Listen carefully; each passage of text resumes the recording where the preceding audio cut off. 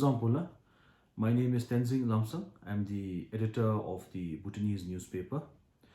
And today I would like to talk about the general election results. As most of you would be knowing, PDP won the general elections with 30 seats and BTP got 17 seats. So, right away, if you look at the results, I think one thing is clear is that there has been basically decisive voting in most of the seats. So in of the 47 seats, in 41 seats, the win for either party has been almost like a landslide or landslides in many cases. And only in 6 seats there has been a victory margin under 300 or so seats. And these are basically Chumiura, uh, then South Thimphu, and basically Kamelunana, which BTP has won. And for BTP, it has been Membichanka, Trimshing, and Radhisakting.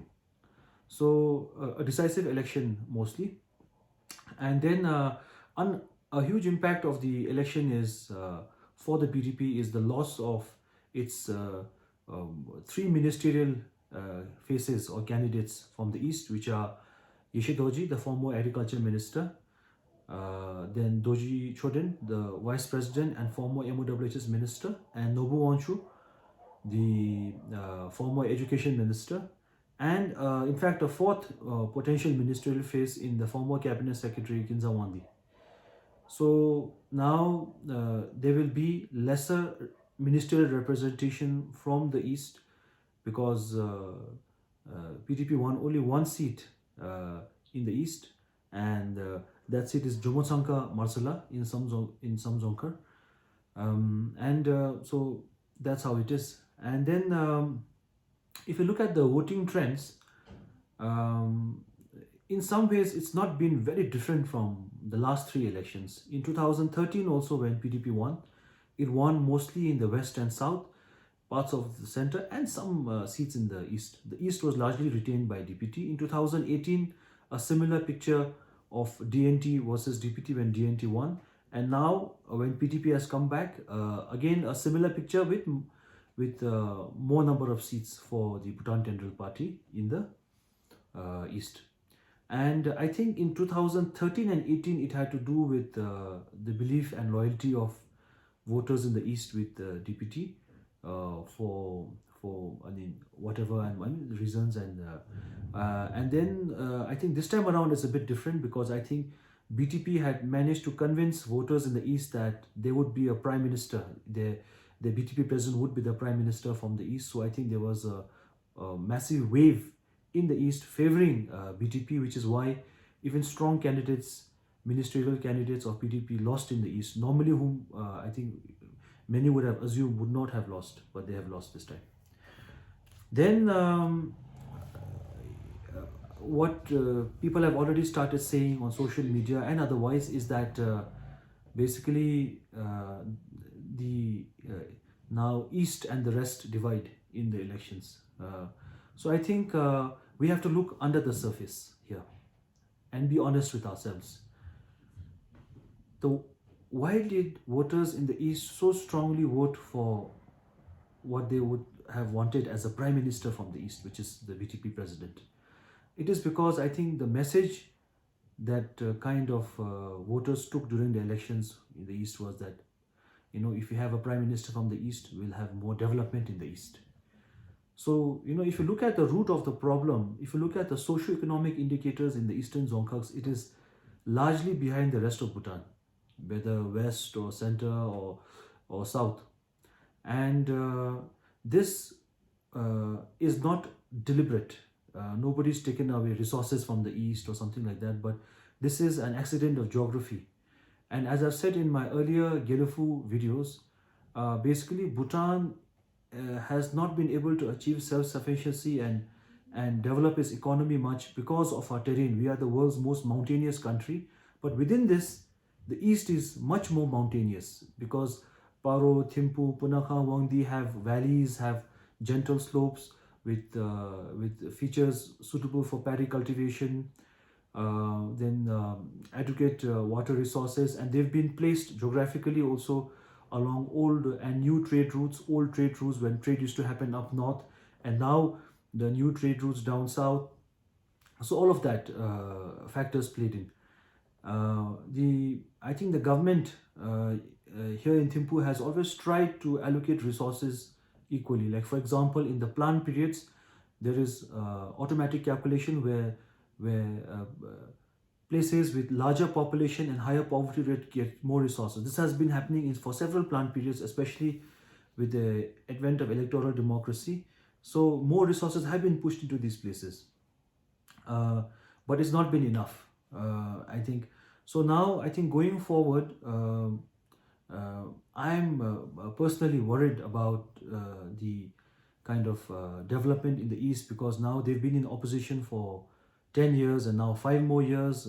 This time it's worse, with no ministerial representation, no MPs on the winning side except for one from Jomosanga Matsala. So here I think since we are one nation, one people, the East needs to get some special economic treatment.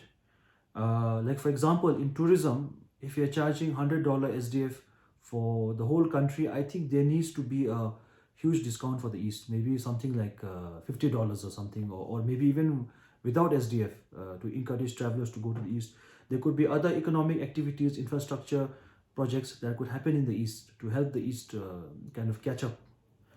So I think, PDP also as a political party, if it wants a long-term future in politics, it will have to keep in mind that there were many voters in the East that helped push PDP from the primary round into the general round. It didn't do badly in the East. It won many seats in the primary round. Just that because of this mini wave thinking that the BTP president would become the prime minister from the East, I think in the general round it went the other way. But I think BTP, if it as a political party, if it wants a long-term future, it will have to continue investing and continue believing in the East. So I think that's important. Um, a quick observation is that in the last three elections, the southern Bhutan has become, with its 12 seats, has become the kingmaker of Bhutanese politics, electoral politics. Southern Bhutan has essentially been, and its 12 seats have essentially been on the winning side ever since 2013. In the last three elections, it has played the decisive role. And in fact, there has been an informal alliance between South and West in terms of deciding which governments will get formed in the center. And this has been the trend. And these two regions have been the maximum beneficiaries, with most of the ministers and ruling MPs being from these two places in the last three elections. And I think they have done this because when His Majesty the Fourth King gave democracy, it was not expected that people will show blind loyalty to political parties or political figures, but will choose what is best for them. And I think the South and West have excelled at that and benefited hugely and will continue to benefit. Um, Following the elections, I think there's now no time to bicker and no time to celebrate. I think the ruling and opposition party have to come together because the country is facing several huge challenges. Uh, a big challenge is the economy, the falling foreign reserve levels. We have import ban, tourism is in the dumps. We have huge migration, local businesses are not doing well. There are several sectors of the economy are hit. Then we have the Gyelephu Mindfulness City project, which is very important, and the new government will have to support this project. And the new Prime Minister will have a very important role to play as a kind of ambassador and representative of His Majesty to raise investment and seek investors, and also go out and promote the project as well.